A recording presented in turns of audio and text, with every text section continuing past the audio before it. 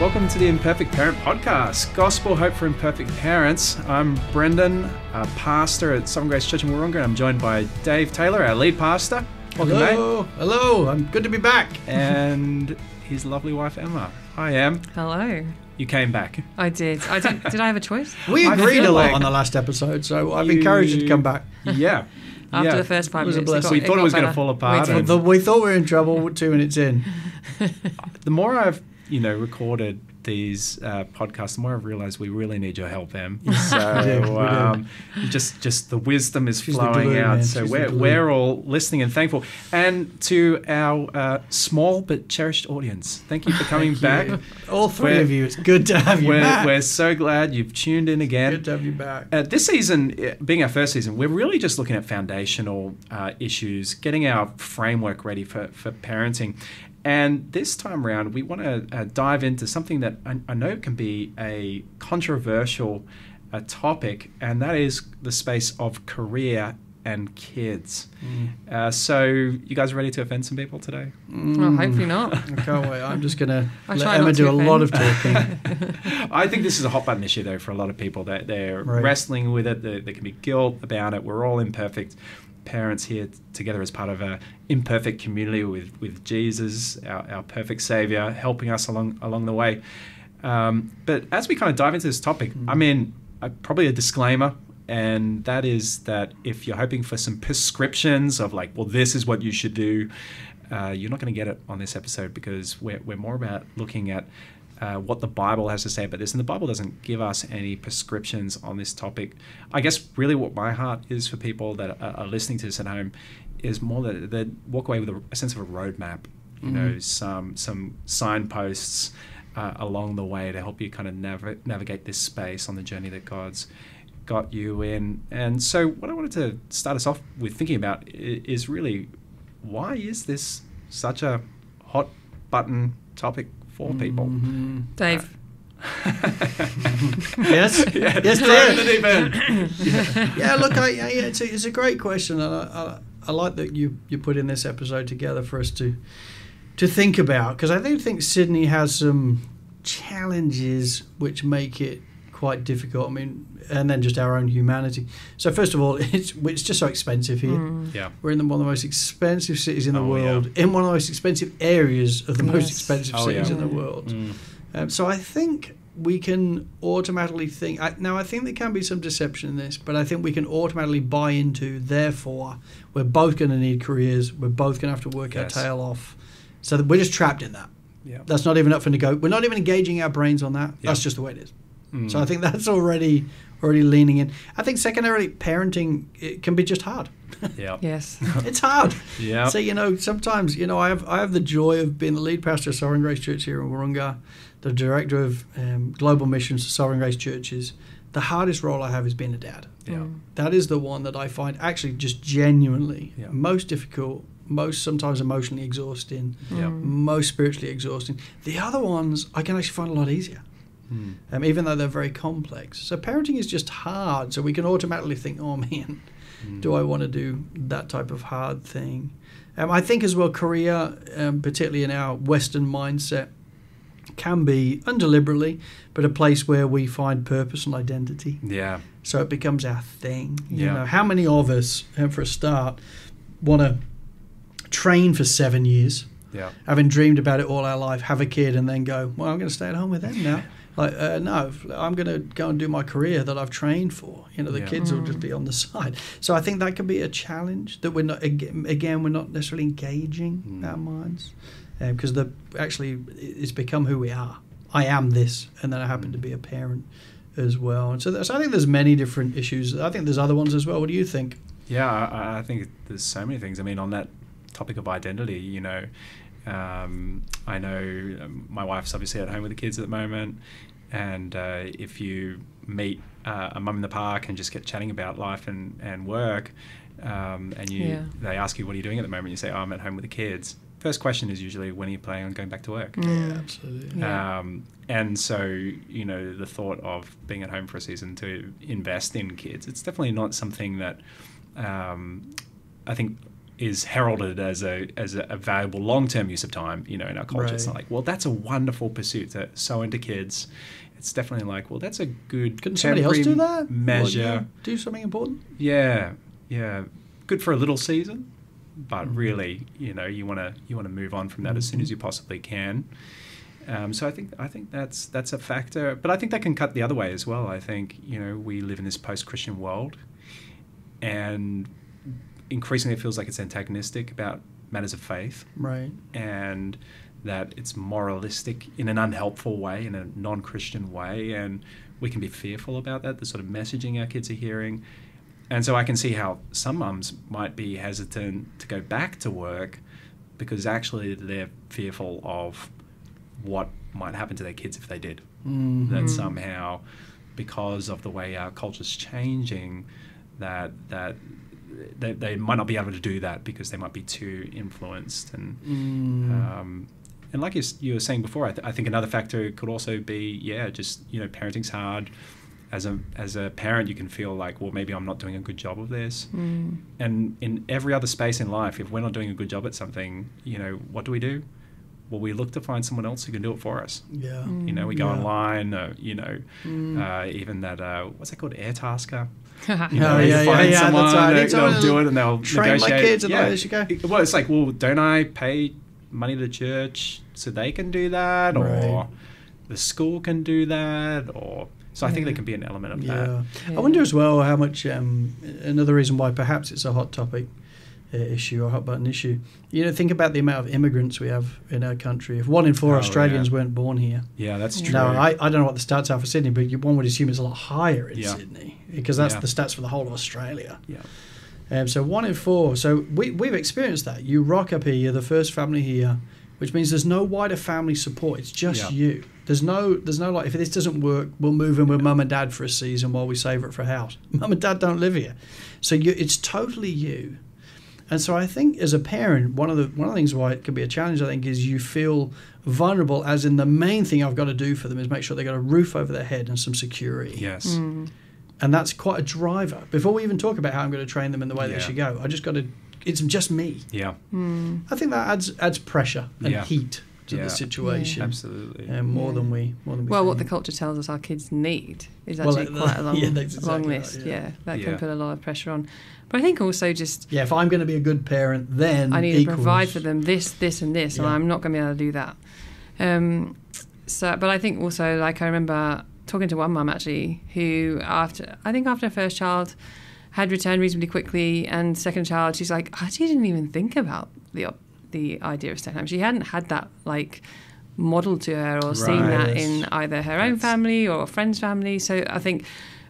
and that's definitely a question you have to answer for yourself in terms of when and how and if you're going to return back to work. But just even recognising there is a question that we need to answer. Need to answer, and how are we going to best answer that for our own families? Yes, so the assumed norms. Well, if you've never seen anything different, I mean, where are you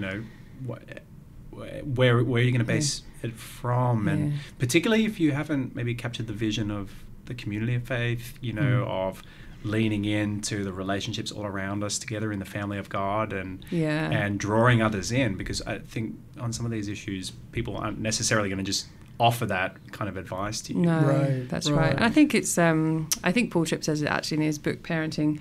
It's not a direct quote, so I've probably messed it up a little bit. He basically says something like, I don't have a problem with people putting their kids in daycare. I have a problem with people not even asking the question as to why are they putting their kids in daycare. So it's just making sure that we are seeking to look at that for our own families. What does the Bible have to say? Talking to wise counselors around us, looking at role models that we have that are going ahead of us, and just seeking to make those best choices as best we can. Yeah, that's good. Yeah, I think we've certainly, maybe part of the reason why some probably have already turned off this episode is because it's a... Sorry for those who have fallen one already. If you are the one still listening, thank you so much. You're still coming. But maybe part of the reason why it's a hot button issue is because of exactly this. The assumed norms of our culture have been so embraced by us that we're not even asking the question. Yep. So now it could go the other way, and you could hear, so what they're all saying is, I shouldn't be about career, I should just be about kids. And I want to be very clear, no, we're not saying that at all. That's not the point of this episode at all. But what we are engaging with is thinking. Yes. Thinking through why we're doing what we're doing.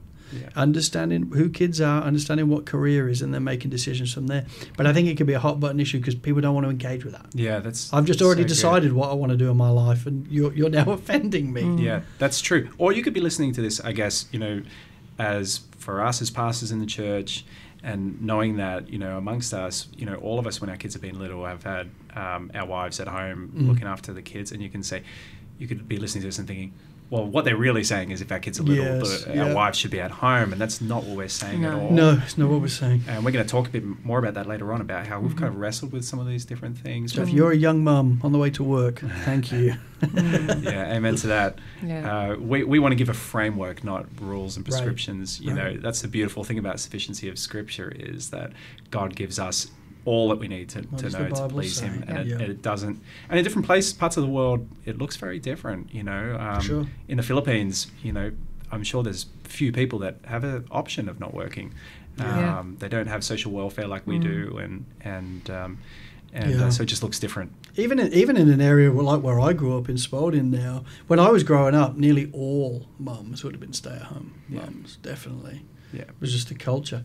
Whereas now, the vast majority of work, and we're not talking about like super career-driven people, it's how they're paying the bills to make it work. So the world has changed, I understand I think that. so, yeah. I think one last thing that maybe we haven't talked about, we talked about so many helpful things, but I wonder if sometimes a reason why it can be such a hot topic is we're actually feeling a bit fragile in this space, in that we're overwhelmed with life and work, and maybe because you're trying your best and you're feeling like you're not doing a great job, you're feeling a bit fragile in it. We can have that sense of, I don't want to talk about it because I feel like someone's going to judge me if I do. And I've just been trying to read and see things that are out there. And there's this podcast actually on the ABC called Parental as Anything, with Maggie Dent. Mental as Anything, you guys know that? No. It's an Aussie reference, but anyway. She has on there this lady who kind of describes her situation. Her name's Annie, and she says, "My husband had used the last of the eggs. I was just standing at the fridge with the door open, slapping my head, saying, I can't remember every single beep thing. I can't be everything to everyone. I can't do this." And I jumped in the car and sped off to the shops and got myself some eggs and some chocolate and came back a bit sheepish. And then Maggie says, this incident signaled to Anna, or Annie, who asked for her surname to be withheld for her privacy, that she was suffering something more than just general fatigue, looking after small children. Annie said, "I shouldn't be reaching these levels of anger in motherhood."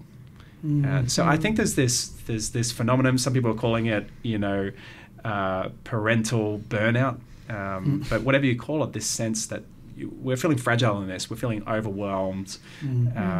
This is a real challenge, finding this balance between these things. What would you guys say to situations where both parents have to work? How would you guys think about how we might sort of navigate that tricky situation? Well, a couple of thoughts, but then I'd be interested to see what you think. I think we just got to get biblical. Yeah. So before asking the question of, well, both parents have to work, okay, well, let's just begin. Both parents have to parent. Both parents they are called by God to train their kids in the way they should go. Yeah, that's just a biblical command. Yeah. And in the same way, it doesn't say both parents got to work, but you have got to provide. There's got to be food on the table and a roof over their head. But you've got to train your kids in the way you should go, in the way they should go. Now, if you're saying, but the only way we can keep not like the house that we might like, but our roof over our head is for us both to be working our tail off, then God bless you and thank you for doing that, because it's impressive. But that does not mean then, because we're doing that, we don't have to parent and train in the way they should. No, you've got to do that as well. You must do both. So I think in how should you navigate it, I would say getting very tight as a couple, getting very clear what we're trying to do in terms of training these kids in the way they should go, crying out to God for grace, continuing to run hard for Jesus, because you're really going to need it. So if you really are in a situation where you have both got to work to make ends meet, you're going to need much grace. Yes. What do you think, Mother? Yeah, no, I agree with that. And I also think asking the questions about what kind of work Yes. works best for your family. Maybe it's something different to what your career was in. Maybe there's something you can be a bit more flexible in, or holidays off, or maybe holidays off, or maybe a work suit. from home might be more flexible, or just so I think it's being open to those kind of thoughts as well, and trusting that God will provide. Because I think also thinking about that question, I'm mindful of single parents. Yeah. They're like, well, Yeah, that's all very lovely. That it would be so great true. if I could be home full time with my kids, but Cannot I'm a do single it. dad, or I'm a single mum, and I Yeah. have to work, and I have to provide, and I have to be the parent and the Yes, teacher yeah. and the trainer, and I'm sure that would be overwhelming. But just recognizing that God's grace is You're gonna need the there Lord. for them in that Yeah. situation, and His grace is there for your kids in that situation. And I've known many testimonies of kids that have grown up in single parent households, and their parents are very grateful. Their children are very grateful for the way their mum or their dad Absolutely. has Work poured hard. into them, and trained them and pointed them to Jesus whilst also working full time. And you just see God's faithfulness to them. So if that is you, I would definitely encourage you to speak to other people that have been in that situation, and I can definitely point you to some older ladies that have been in that situation if that is you. But I think just really taking that time to have that conversation, making sure you're both on the same page with that as well, that both the husband and the wife are on the same page with that. Because we have faced that some. Yeah. You know, in pastoral ministry for me, and then as Emma's helped me just in caring for folks, situations where, well, exactly this, Brendan, where both parents have to work, and yet the husband standing there going, I will work more, I just want you to take the time off. Right. And the wife won't. Right. So you're like, okay, so is it that you both have to work? Right. Or so you might want to delve into that Flesh a bit. out that a bit Yeah, more. flesh that out a bit. Like you're literally saying it, you can't afford it at all. Because sometimes it can be... The challenge with idols, and I'm not saying if... So please don't misunderstand. I'm not saying if both parents work, one of you an idol. I'm not saying that at all. But idols can be hidden. Yes. So when particularly if a husband in his leadership of the home is saying, hey, I don't think right now is a good time for you to work, and you're like, well, I've got to. I want to. Okay, that isn't got to, that's I want to. And there's probably a bit more going on in our hearts. That's a really good than that. pickup. I think, listening to you, Dave, I think I really love your first instinct in answering this is to say, we've got to get sharp on the biblical principles. Like, what does the Bible actually say about this? And to allow that to inform our discussion. And that's really where I want us to go in this conversation next, is to just open our Bibles for a moment and think about the calling of being a parent. What does the Bible have to say about that? But before we do, it's probably helpful just to get a picture of the world we live in, how people just out there in our city. Sydney is a big city, 5-6 million people, a busy city, a successful city, a city with a high turnover. What do you think the average person in our city thinks about the calling of parenting? How would they kind of think about what it means to be a parent and what they should be doing? Well, I think in the last episode I might have quoted Cheaper by the Dozen too. Steve Martin. And I think the same episode of Cheaper by the... You can tell what we used to do Yeah. for family nights. Used to. Watch movies. You still want to, Well, I yeah. actually still like movie night. Family night got renamed movie night for quite a while. But there's another quote in there, and at one point the mum and dad are actually talking about parenting. And she just says, yeah, but I mean, we're just loving them unconditionally and pointing them in the right direction. What more can you do? And I thought that says a lot. That's a Hollywood take on parenting. Right. But I actually think that's what common culture thinks. You just love them unconditionally, you point them in the right direction. What more can you do? And so I think for a lot of people in Sydney, looking at our 5 million people that live here, Yes. it tends to be the model. I'm going to try and love them as best I can. Yes. Because we're wealthy, I'm going to give them the best opportunities I think they can. So I'm going to give them the best school, the best football coaches, the best idea of being able to play music if that's what they want, the best setup in life, so that one day they'll leave home and go do their thing. Yeah. I think a lot of people tend to think a bit like Yeah. that. So my job as a parent is to get a roof over their head, food on the table, and provide them with lots of opportunities in life so they can be the best version of themselves. Yeah, that resonates. That they can be. What would you say, Em? Yeah. What's been your experience? Yeah, I think particularly, yes, I think the roof over the head particularly has probably come as an assumed, but then I do think the opportunities thing is massive. So the amount of kids that do like every after school activity possible just to see, so they can pursue their talents. And there's nothing wrong with after school activities, don't get me wrong, that's not what I'm saying. But I think, that in terms of what do we need, what makes a successful parent, I think it's people that give their kids the best opportunities, and I think that can include what school they go to, because obviously there's a big private school culture in private school culture in Sydney, and I remember I don't know if it's still the same now, but I know when we first moved over here, they used to say to us, the big question you'll get asked is, which school did you go to? I've never been asked that in the UK, ever. In my entire life, what school did you go to? No one's ever asked. No one really went to private school. I've been here 10 minutes, what school did you go to? I can say it was less common in Dapto too. So it's a Sydney culture. Did you go to Dapto or Kenhooker? Which one? No, people do definitely school. And we would be naive to think that as parents that we don't at least start to get pulled into that. Yeah, it's very difficult when it's the air you breathe to think, I'm not offended by that at all. Yeah. I mean, you're probably out of touch because people are scoring your parenting depending on where you're sending them to school. Yeah. So, we probably are a bit drawn into that. Yeah. There's probably a lot of fears with that as well, I imagine, of our kids missing out. Like some of the things we talked about last episode, just about how we can be worried that if we don't give every opportunity to our kids, somehow, I don't know, they might turn around and hate us. They might miss out on something in life. Yeah. I think a lot of parents don't necessarily see the importance or value the idea of being an authority in their kids' lives. So they focus a lot on the friendship part of that's so true. Parenting, which I think is important, particularly as the kids get older. But I think obviously when the kids are super young, you just actually need to work really hard on building that idea of authority, that they are under authority in their life. But I haven't seen that one as much if we're talking Sydney across the board. I think at a deeper level, we just thinking out loud with us as we're sitting here, even the career thing, I think sometimes we can be driven to earn more money so that I can give my kids more opportunities. Yes.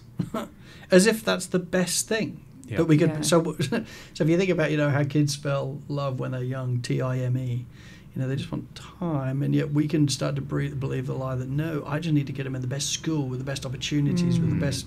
Yeah. Well, really, is that actually what they need? Again, we're not necessarily engaging thoughtfully what the Lord's calling us to do. We're just trying to do the best we can, but we're actually getting sucked into a cultural norm. Yeah, that's so true. And as a result, I guess one part is to say outside of the community of faith, like if we start looking at what others are doing, we're going to get nervous because the people around us are pursuing all sorts of different things that not necessarily. Absolutely. I think another thing that I've heard people talk a lot about is a line that I've heard several non-Christian friends say, which is like, I just live for my kids. So there's a sense there that my identity, who I am, a big part of it is, for my kids. I would give anything for my kids. I live for them. My identity's wrapped up in being a parent. And then just a lot of hopes, I think, for the future that maybe you could be a role model to your kids or a spiritual guide or something like that, friends with your kids, just kind of have this, enduring friendship and love with them, which of course is good things that we all want for our kids. But I think it's helpful just to talk about, okay, what are people just out there thinking about this topic? Because that'll give us the clarity to see what aligns with and what's different from what the Bible. Maybe you should have gone live on the street, Brendan, and gone and asked people. Yeah. Rather than asking that us would that have been question. fun, actually. That's cool. Go on Hornsby and put your little that's mic a good on. idea. We could still do that, It's a good job. Good job for Marcos. After thinking about it, we kind of realised that wasn't a bad idea from the Taylors. So, later that week, Marcos and I went to Hornsby Westfield and asked a few people the question, what makes a good parent? Here's what they said. Someone who spends time with their kids. Yeah, quality time and just trying your best. Giving your child love. Yeah, being a loving parent, an attentive parent. Oh, that's hard. I don't know, just keeping it real. You try your best. You try your best and you love your kids. I think discipline. Otherwise, if you don't have self-discipline or if you haven't got it, then somebody's got to teach it to you, and that's what we don't like. Knowing what your role is and staying with it. That is even against the opposition of your children sometimes. There you go. We actually talked to quite a few more people than we could get good audio for. And generally speaking, I'd say we were pretty close to spot on. Anyway, enough from me. Back to the pod. All right. Well, we wanted to now move on to I've obviously asked the big question we really want to explore, in this podcast, which is, okay, that's what people out there think about parenting, but how does the biblical vision of our calling as parents differ from this? And maybe any favorite verses that you guys might have when it comes to this topic of parenting. Yeah, that's good. Yeah, I'm happy to start. I think the talk of biblical parenting as opposed to just parenting is profoundly different. It's just profoundly different. And I think one of the biggest mistakes we can make as Christian parents is to think that maybe the Bible doesn't say much about parenting. Right. So, so I love them, and I show them the gospel, and I show them grace, because they're all biblical things. But the Bible doesn't say much about parenting. Right. Rather than understanding, it says a lot about it. It says an awful lot about parenting. So one of my favourites is 2 Corinthians 5, verse 20, which says, "Therefore we are ambassadors for Christ, God making his appeal through us. We implore you on behalf of Christ, be reconciled to God." I think for parents, that starts at home.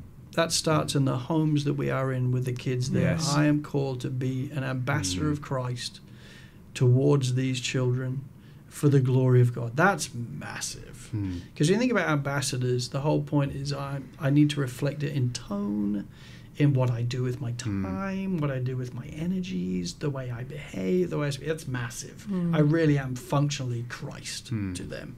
That's huge. And you realise that's massive. So I think earlier on where I was, so can you have a career and still be a good parent? Well, yes, potentially. You just got to understand that and being an ambassador is your number one piece. You've got to do that. Now, can you do a career as well? We can talk about that, but you've got to be an ambassador. So I think that's a really powerful one. Yeah, that's so true. How about for you, Em? What would you say? One I love is Deuteronomy 6, verses 5 to 9. It says, "You shall love the Lord your God with all your heart and with all your soul and with all your might. And these words that I command you today shall be on your heart. You shall teach them diligently to your children, and shall talk of them when you sit in your house, and when you walk by the way, and when you lie down, and when you rise. You shall bind them as a sign on your hand, and they shall be as frontlets between your eyes. You shall write them on the doorposts of your house and on your gates." And I actually just love that. First, it's a great reminder that the best thing we can do for our kids is to love the Lord our God with all our heart and soul and mind. Good. And to be just that example to them of what that looks like and all that. And then also just the fact that teaching people about Jesus is a lifestyle. It's not a half an hour in the morning when you get up or half an hour before they go to bed. It's just to be woven throughout your day and whatever you're doing. And like one of the trip books, I think it's Instructing a Child's Heart, talks about the world as a classroom, as in to use pointing our kids to Jesus. So I think, for me, that I found that super encouraging. But actually another one I just thought about, which I find encouraging for me as a mum, is actually the Titus 2, verses 3 to 5, where it talks about older women teaching and training younger women. Younger women. It talks about older women teaching younger women to love their children. And for me, at different times of my motherhood, it's like, that's super encouraging, because God is assuming that it's not always easy to love your children. Right. And I know sometimes as a mum, you can feel like, even relating back to the last podcast on our parenting failures, those times where like, I'm struggling to love my kid right now. Well, God knows that. And that's why he's having other women put around you to teach you to love your children. So just recognise what a great illustration. I mean, I've heard that many times, but just when you read it out there and you're like, what a great illustration of community again. Yes. So if you're a young lady, you need older ladies in your life to help you with what it means or what it looks like to love your children. That's just biblical. That's huge. The world doesn't say that. The community doesn't say, culture doesn't say, I need older women around me to help me really love my children. That would be like, that's weird. Yes. The Bible says we do in a Christian faith. Well, the culture assumes you do love your children. Yeah. But what does love really mean? That's very what does that mean? Yeah. Like, it's almost like you should just always feel really good about your kids and have this positive, unconditioned, no matter what, have those feelings. Yeah. But then you have a crisis when you don't. Exactly, yeah. And it's like, you horrible mum. Yes. Yeah. You don't love your kids. Oh my goodness. How could you? Yeah. And get yourself down a spiral rather than saying, no, in a broken world where people genuinely do bad things to one another, we need help to be Christ to our kids. It's not it's the most unnatural thing in the world. Yeah. You know, Want to understand what biblically loving our kids I was going is. to say, it makes you wonder, which obviously we can press into maybe later, that biblical love, what exactly is it? Because it's probably not just Yes. giving our kids all these opportunities. Saying It's yes probably to something a bit everything and- different. Yeah, that's very good. Loving them enough to say no. Never using the word no in parenting. Yeah, you that's know. right. That's true. Parental Guidance, that film. That's another great exactly. one. Yeah. Yeah. Yeah, Another love, one we've but it used is a on- good illustration. yeah. Our culture has changed what alleged love should look Yes. Yes. Yeah. Always saying yes. Yeah. like. Yeah. Yeah. Yes and amen to everything, Yeah. even when Yeah. it's foolish. You know. Yes. Yeah. Which probably brings on to like a really, I don't know if I would say I like this verse because it gives me warm, fuzzy feelings. But I love Try this. it out on me. Which one you going with? I love I'm this gonna verse see. because it's so countercultural. Mm. Because this is not our intuition with parenting. And yet I think this is one of the really, really important things. And it's actually a verse that you raised in the last episode, Taylor, which is Hebrews 12:7, which says, "It is for discipline that you have to endure. God is treating you as sons. For what son is there whom his father does not discipline? If you are left without discipline, in which all have participated, then you are illegitimate children and not sons. Besides this, we have had earthly fathers who disciplined us, and we respected them. Shall we not much more be subject to the Father of spirits and live? Because they disciplined us for a short time, as it seemed best to them. But he disciplines us for our good, that we may share in his holiness. For the moment, all discipline seems painful rather than pleasant, but later it yields the peaceful fruit of righteousness to those who have been trained by it." I just think there's so much in that verse. It's probably worth memorizing and meditating on, and it's so countercultural that we look at these hard things that can befall us in our lives and to say, no, God is treating you like his precious child because he's disciplining you in and through these. He's growing you to be more like the Lord Jesus.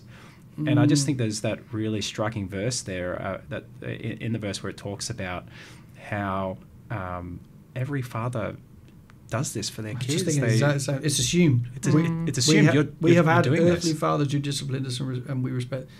Our culture now would probably say, no, you're going to damage your kids if you really discipline them. Yes. Whereas this verse is assuming that, of course, you do if you love your kids. Yes, absolutely. For a short time, as it seemed best to them, you know. I mean, what a thing to be entrusted with, It's massive. you know, to in that way represent Christ through the way we discipline our kids, you know. Even where, again, it's assumed that it says at the moment, all discipline seems painful rather than pleasant. No, you know. none of us love it, do we?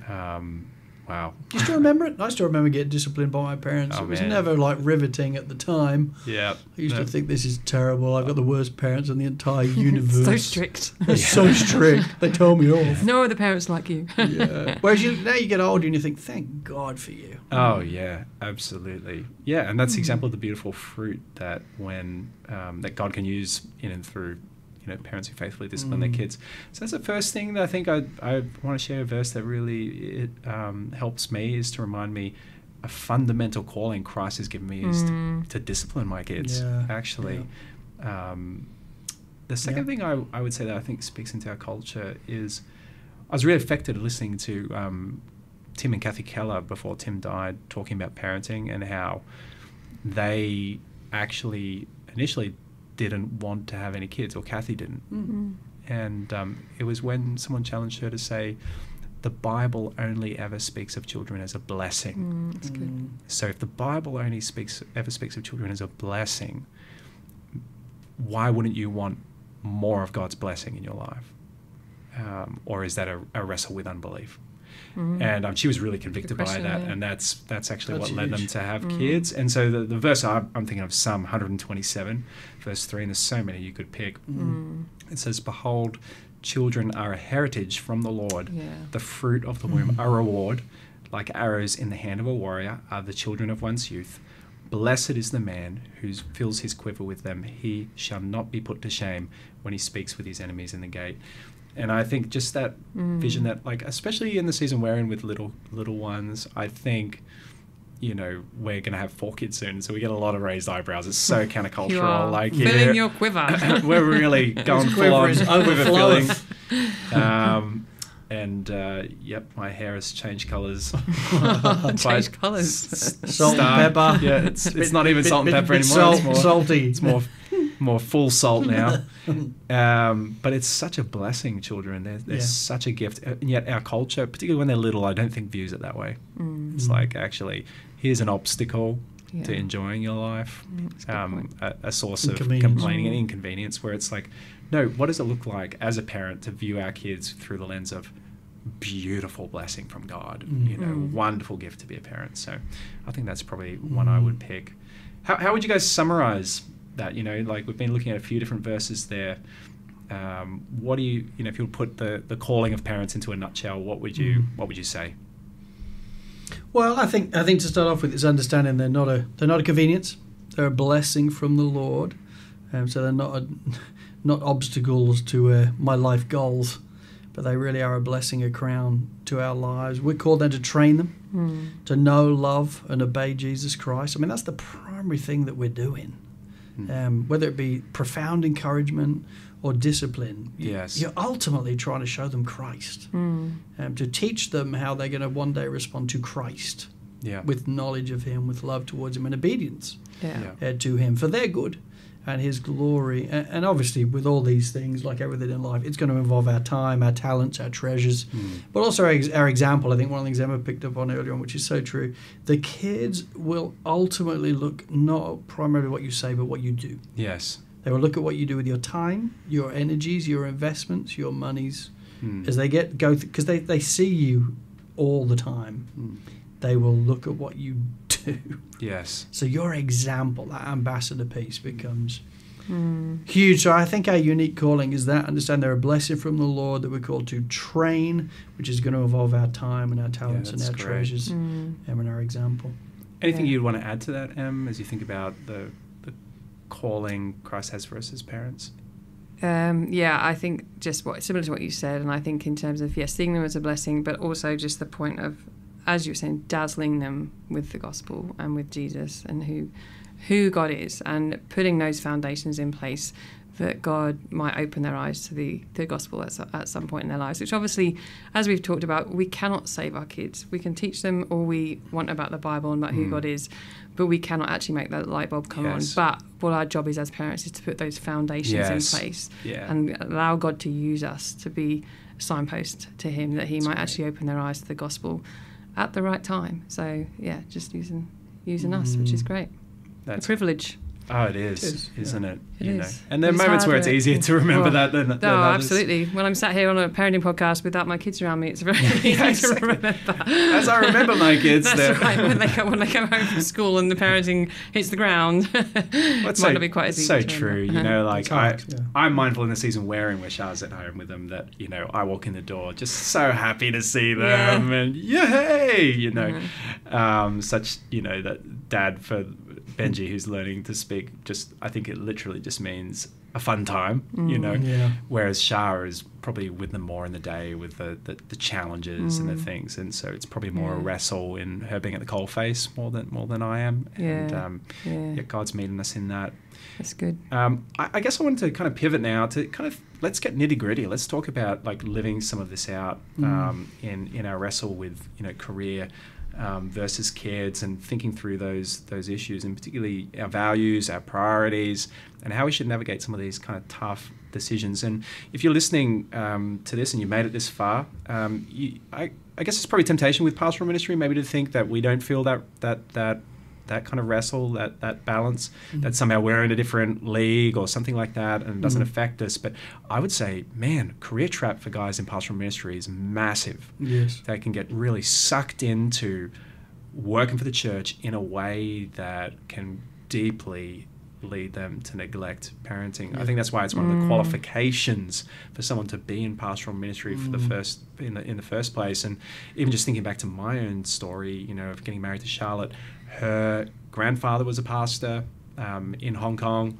and her dad grew up as a pastor's kid, where Dad was basically not around. He was, in the Chinese culture, throwing yourself into your work is more the norm. Yeah. And so when I'd asked her parents' permission to get married, they were actually quite concerned about her getting married to a guy pursuing pastoral ministry out of fear, what's going to happen to you as his wife, and what's going to happen to your kids, in the sense of we've seen this story before. And so I just wanted to share that as we kind of wrestle with this, to say, hey, pastors are not immune from this. Yeah. There can be some real temptations in pastoral ministry that make this a real live wrestle in a way that's very similar to everyone else. But how have you guys wrestled with it? Both to disciple your kids as parents and the balance with career. And maybe how's that changed for you guys over the years as well? Yeah, it's probably changed a lot over the years, because as the kids get older, different things are different. I mean, when I first became a pastor, I was 24, and so I was taking on youth and young adults. Loved that. Loved doing that.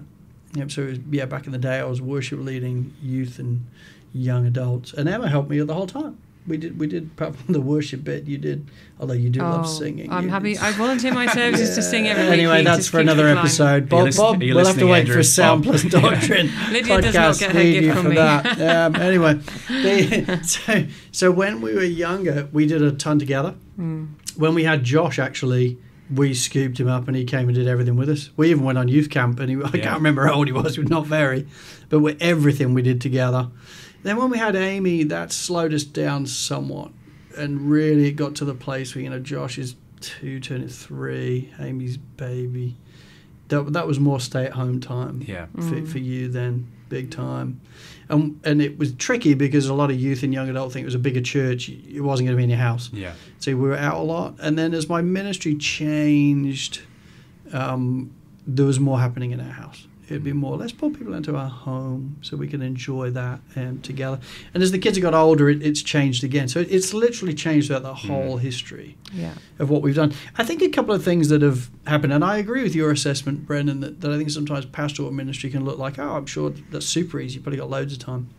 But no, it's more like starting up your own business. It can be very consuming. Yes. And if you haven't got boundaries, well, it's just all the time. Yep. 7 days a week, because it's your religion, it's your faith, it's your love, it's your hobby, it's your work, it's everything. It's the entirety of your life. So for us, we've had to have probably two things at play at the same time. In the one sense, understanding the church and family are two different things. But in another sense, building both the church and family together at different times. So I think the way we've done that is, my primary call as a pastor, or just as a man, is to love the Lord, love Emma as best as I can, and teach and train my kids.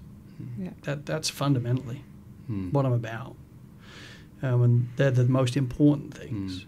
So we've had to work hard to, let's just identify discipling the kids. What is that going to look like for us? And that's got to be a priority.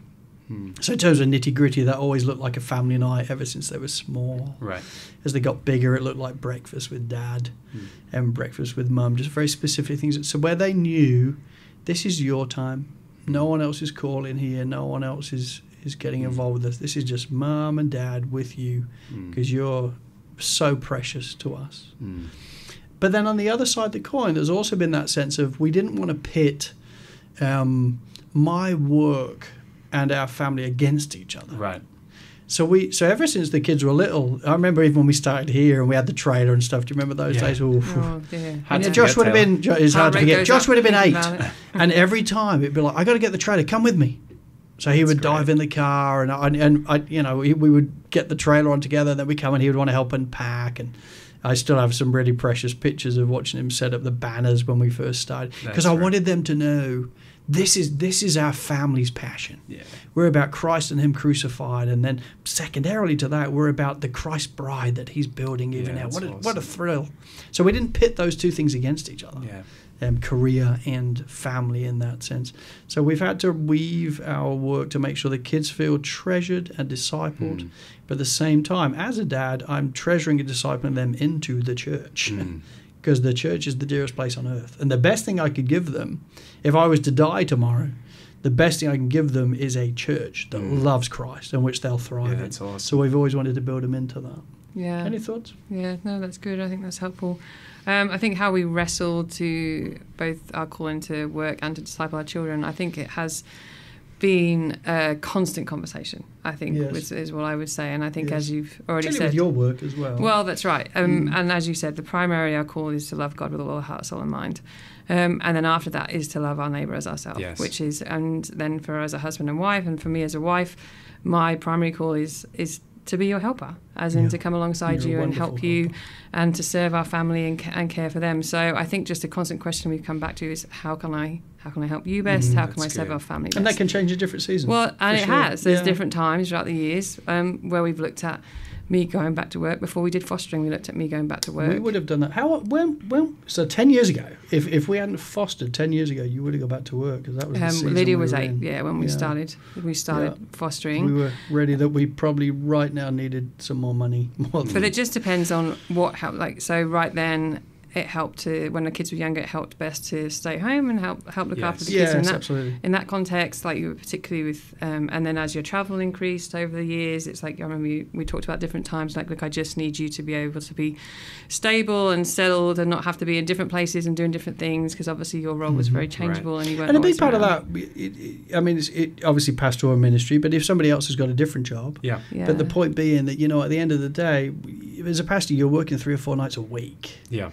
So if you're both going to work big full-time day jobs, and then you've got 3 or 4, and then you've got kids, it's like, who's ever going to be speaking to them? Yeah. So for us, personally, that was a decision we made, that no, Emma's going to stay home so that we can give ourselves in the evenings to the church. But I just think, overarchingly, whether your husband's in pastoral ministry or another career, another job, how can you best help your husband and serve your family well? And sometimes that might mean staying at home for a while. Other times it might mean, you know what, the best way I can help my husband right now is by helping him carry the financial burden of our family and going back to work and helping in that way. So it's just, again, having that conversation, making sure you're both on the same page with that. And when you think about that in context, if the husband is primarily thinking through how can we give ourselves as a family to Christ and Him crucified and to the building of the church, and a wife's then saying, how can I help you in that? How can we do this mission together? Yes. I mean, this is a happy place when you're thinking like that as a team, because what's the objective?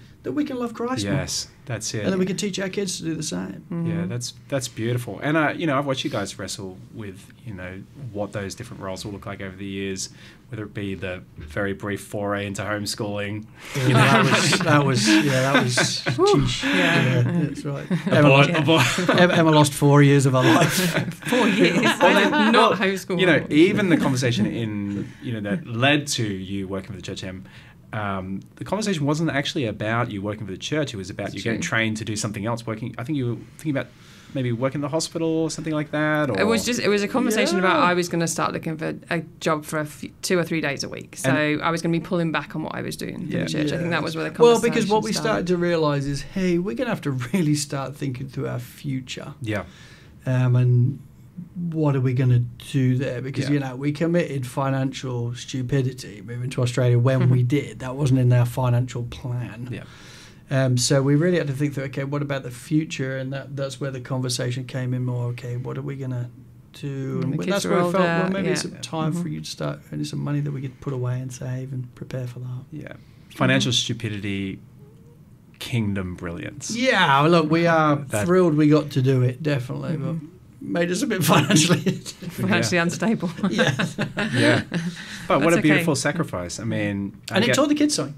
Even in that. So whatever comes out of our mouths, what our kids have grown up and witnessed is we moved to the other side of the world to plant a church for Jesus, and that it was worth it. Yeah. That's a happy. I'm pleased we did that. Yeah. That's a happy lesson. Which is awesome, and you're not just talking that talk, you're walking that walking, and the kids are looking on. And I remember you guys wrestling with, maybe Emma could get this other work, and I was like, hold up, wait, how about an even better idea? Well, you said, because you said, I was no way, hang on, what would she love to do? And I'm like, well, what she'd love to do is, women's stuff and counselling, so that's what she's into. And let's do that. We would be crazy not to have you.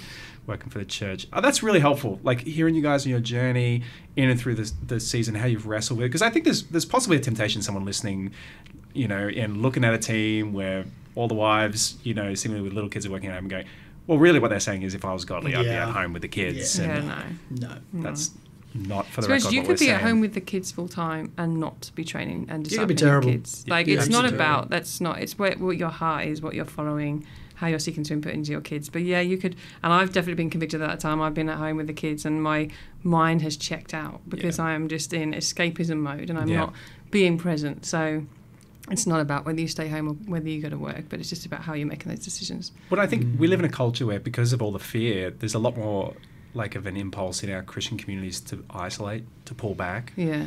I was listening to people talk about youth ministry recently, and they were saying it used to be the case that in Sydney youth groups, that 80% of the kids would be from public schools and 20% would be from private schools. In the last 10 years, it's flipped. Right. Wow. So now in youth groups around Sydney, 80% of kids are from private schools and only 20% are from public schools. And I think in part that probably speaks to some of the fear we have in our Christian community about the world. So I can see how you could hunker down at home, in part not necessarily driven by godly desires, but just fear. You're afraid exposing your of kids to you what's don't let going them to out happen. just in case. Absolutely. The world is They're gonna broken. live. It is a scary It's place. broken. Yeah. Mhm. Yeah. Okay, well, what would you say to the couple that maybe they're listening in, they're both in careers, but at the same time they don't feel happy with their parenting? They hit on heart, if they're honest, the things we've been talking about discipling the kids, about, you know, helping them to cherish Jesus, about, you know, the blessing it is to just pour out our lives for these kids to influence them for Christ. And they would hand on heart feel like, do you know what, I think we're neglecting this. What would you want to say to those parents? Yeah, it's a good question. And I think, first and foremost, it is, and it sounds like the way you're phrasing the question, that it is a genuine concern, and it is potentially something the Spirit is at work prompting them in. But the first would be working out, are those feelings real, or that can be the lies of the enemy at times. So working out if those feelings are real and genuine or not. And how would you do that? Good question. How would I do that? I think by looking at what we've talked about, some biblical priorities of what we're called to do as parents, to teach and train our kids. Are we actually seeking to do that, or are we don't have the time to do that? Therefore, maybe it is a niggling from the Spirit that maybe something needs to be addressed. And I've definitely actually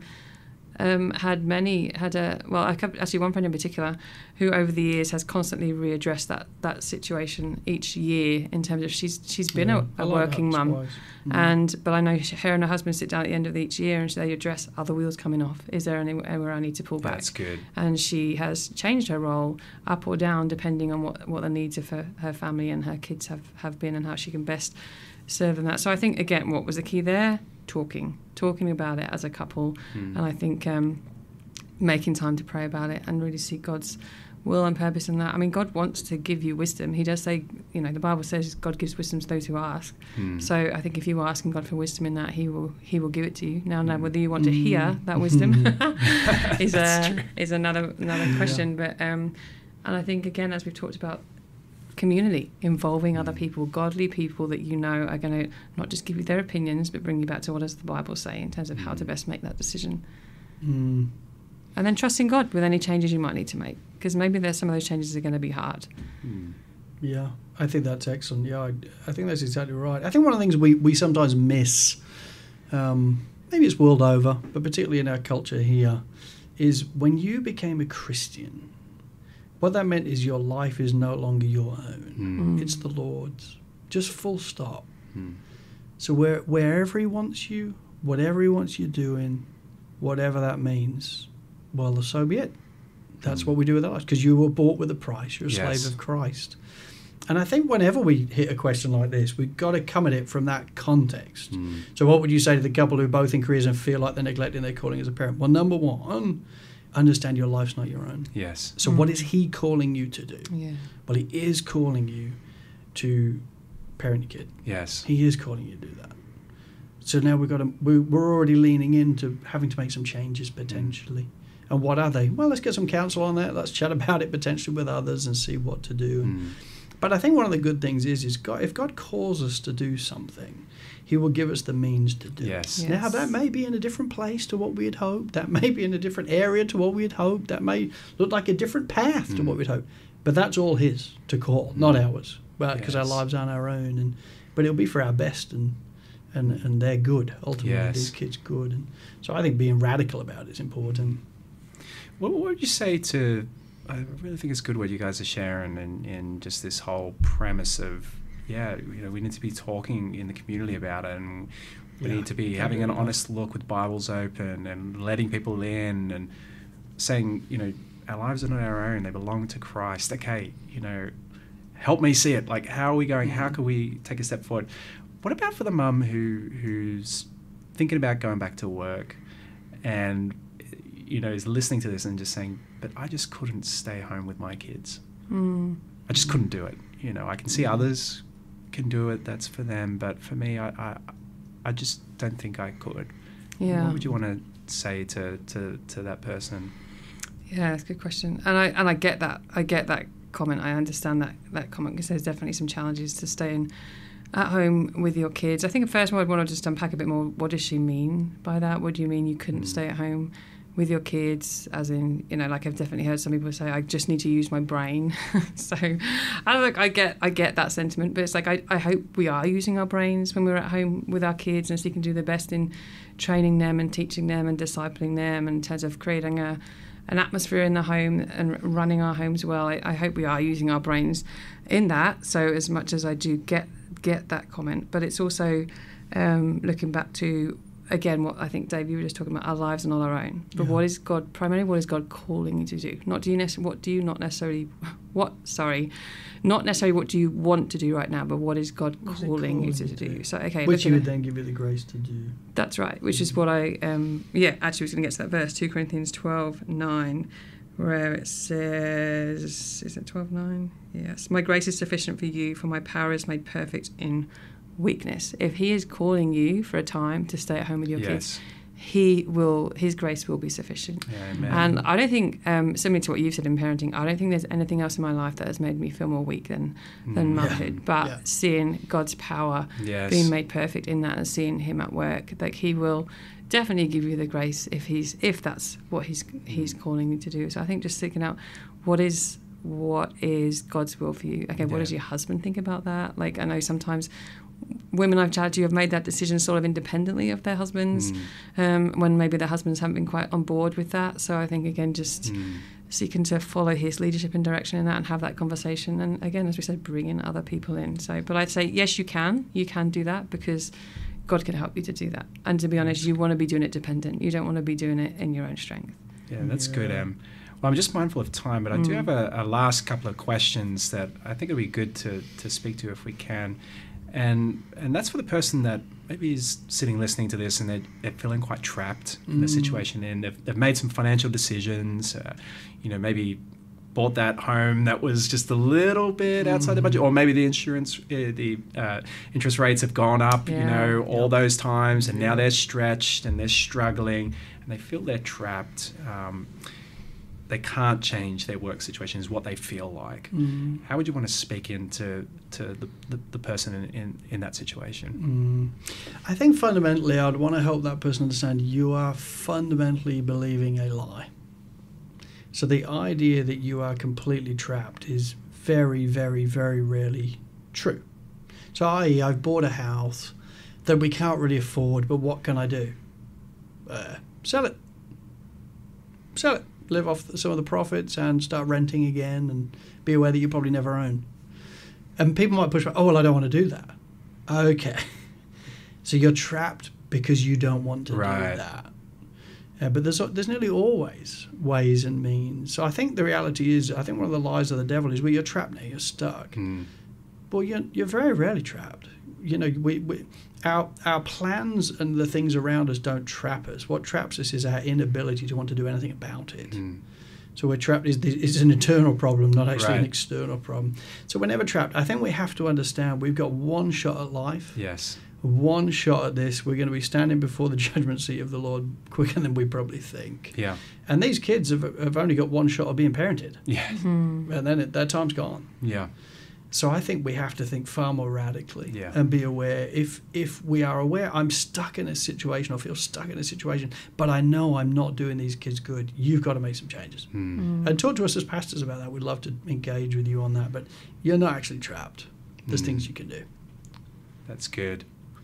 Anything to add on that one, Em? I think that's pretty much covers it, yeah. But I think the whole issue on finance is actually interesting. We were just talking about the other day in terms of, now I know we were talking on the concept of giving, but how that's the one thing that God calls us to test him in, that he will provide. And I just think, again, when we're seeking first the kingdom of God, all other things will be given to you. Yes. So, if you are seeking first the kingdom of God, and if you have made a financial decision that you feel was unwise, you can go back on that. And that might not necessarily mean just renting. You might just have to buy a smaller house or whatever it might be. Yes. But just trusting God that he's ultimately the one that provides. So he will provide for us. If we are seeking him and putting his kingdom first, he will provide for us in every other thing. Can you imagine the tragedy, Brendan? I mean, I'm just letting it play out a little bit in my mind. The tragedy of a kid saying, I would have loved more of your time. And you sitting around when they're 18 and go, well, I appreciate that, but, at least you had the 3-bedroom house with the garden. Wow. Sometimes we're just crazy in what we're thinking through. Yeah. Why are we doing what we're doing? I would rather uproot and move away if need be. Find a good local church that we can afford to be by if we absolutely have to. Whatever it's going to take, if that means that we're going to be able to parent and train in the way we should go, we've just got to think a bit more radically about what we're doing. Yeah, amen to that. I guess we need that eternal focus, don't we, to see things right. Well, as we close, any parting encouragements to parents as they're wrestling with these different pulls, career and faithful parenting? Look, I just think, the main thing is, like always in life, I think looking upwards, crying out to God for grace. How do we do this for his glory? How do we parent? What does he want us to do in my life? And then asking the community, engaging with others. I think one of the biggest things that have helped us actually in parenting is, even as parents, even as a team together, you have blind spots. You both have blind spots. Yeah. So to be able to ask others, hey, what do you see? Yeah, that's good. Do you think we're over-parenting, under-parenting? Yeah. Are we applauding the right things, the wrong things? Just be interested in your feedback. Yeah. And some of those have been the most informative moments of helping us realize. That's wonderful. That is countercultural. I mean, we're not in a culture that goes like, hey, give me your best assessment of how I'm going. We're fearful, aren't we? Yes. Any thoughts from you, Em, as we close? I think, just guarding against condemnation, which we've talked about lots before, but it's a reality. And I think just getting back to the Bible. What does the Bible say? Try not to be driven by what our feelings are telling us, but be driven by what does the Bible actually say. Yeah. And crying out to God for wisdom in that. And as Dave said, bringing community in. Well, on that note, thanks guys for your time. And we're getting ready for our next one, which is a real doozy. But on the note of drawing others in, we would love your questions. If you've got questions you would like us to talk about on this podcast, it's here to serve you guys. So please do send them in. You can send them in to imperfect@softgrace.org.au, and we will get to them, we'll process them, and hopefully talk about them on the podcast. They're easy. Like favourite milkshake. Our next one, as I said, is a doozy. Our next episode is going to be gentle parenting, spanking, and spoiling kids. How should we think about discipline? Oh man, you're killing me. I'm sick. I think I'm going to be sick for the next one. I'm doing my hair. And don't forget, as always, subscribe and leave us a review. That'll help others find us online.